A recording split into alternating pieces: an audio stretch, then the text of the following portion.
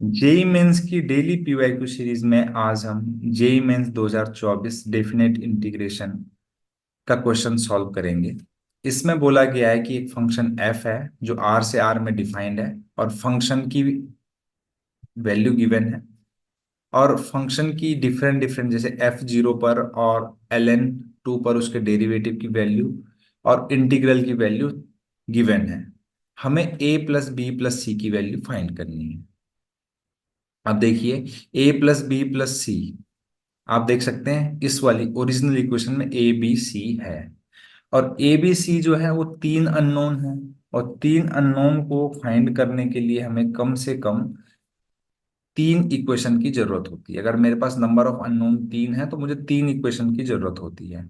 तो हम सबसे पहले दिमाग ये लगाएंगे कि तीन इक्वेशन आएंगी कैसे। तो जैसे आपको एफ ऑफ जीरो की वैल्यू गिवन है, आप देख सकते हैं यहाँ पर एफ ऑफ जीरो गिवन है। एक इक्वेशन यहाँ से आ जाएगी, एक एफ डैश ऑफ यहाँ से आ जाएगी। एफ डैश कैसे निकालोगे, इसको डिफ्रेंशिएट करके, और एक इसको इंटीग्रेट करके एक वैल्यू निकल जाएंगी। तो तीन इक्वेशन निकलेंगी, उनको सॉल्व करते ही आपको आंसर मिल जाएगा। आई थिंक क्वेश्चन को करना कैसे ये क्लियर हो चुका है। तो एफ ऑफ जीरो, यहाँ पर एक्स की जगह पर जीरो रखेंगे तो हमें क्या मिलेगा, टू। यहाँ पर x की जगह जीरो रखोगे तो a e की power zero plus b e की पावर जीरो प्लस जीरो मिलेगा। यानी कि a plus B is equal to minus one, equation number one. इसी तरीके से पहले हम f डैश एक्स निकाल लेते हैं। f डैश एक्स निकालिएगा तो आएगा टू ए ई की power two x. I think differentiation तो आप इजीली कर लेंगे, b e की पावर x प्लस सी, है ना। तो ये डिफ्रेंशिएशन कर दिया है। अब हमें F dash of L N two की वैल्यू गिवन है। एल एन टू की वैल्यू हमें गिवन है। तो चलिए यहाँ पर एल एन टू रख लेते हैं। तो ये हो जाएगा टू ए ई की power two times L N two plus B E की power L N two plus C. ध्यान दीजिएगा, लॉग की प्रॉपर्टी होती है कि m log n को हम लिख सकते हैं log n की पावर m। इसी तरीके से यहाँ पे टू एल एन टू को मैं एल एन टू का स्क्वायर लिख सकता हूँ। तो ये हो जाएगा टू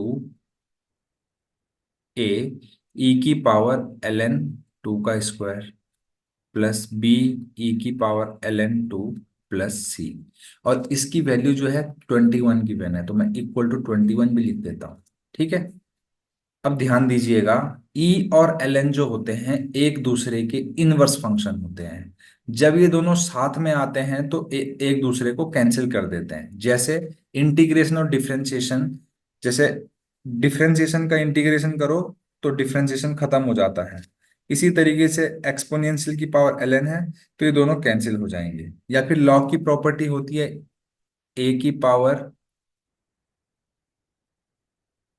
यहाँ पर a की पावर log b है अगर, तो यहाँ पर एक प्रॉपर्टी होती है कि b को हम b की पावर log ऑफ a लिख सकते हैं।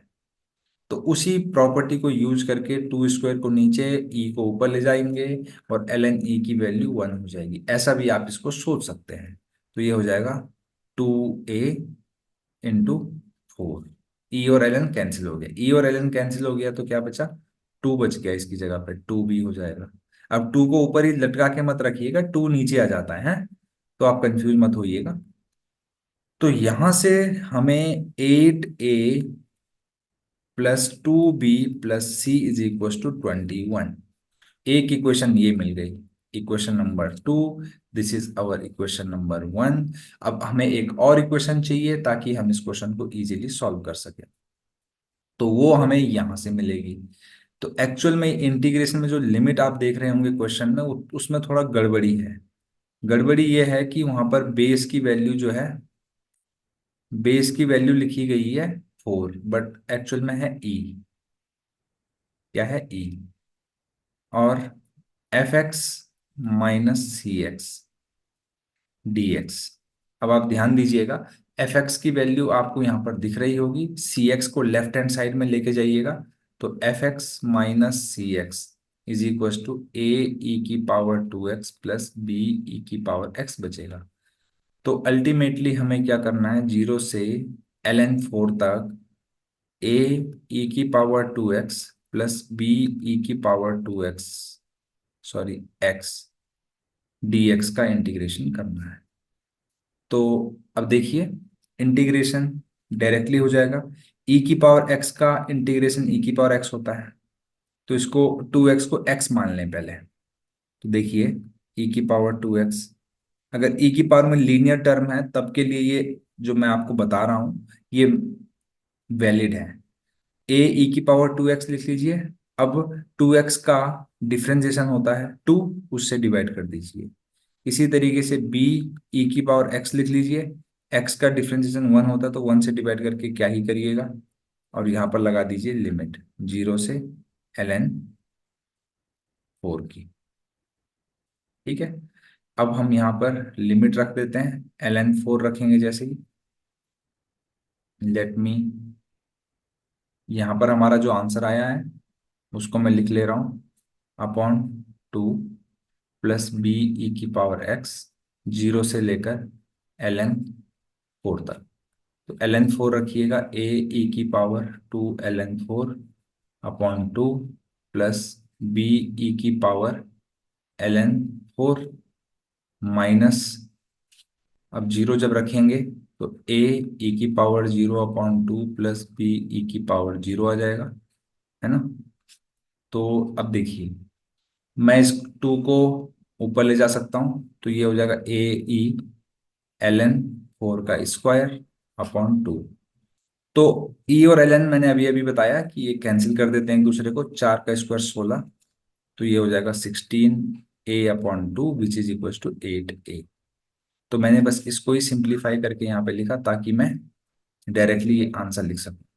तो 8a क्या आ जाएगा, 8a।